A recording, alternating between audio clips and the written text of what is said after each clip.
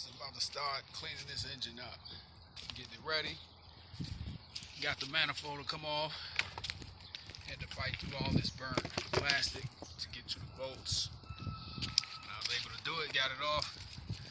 I'm gonna clean these heads, take them off, clean them, change the gaskets, head gaskets, valve covers going, change those, change the solenoid wiring for the MDS,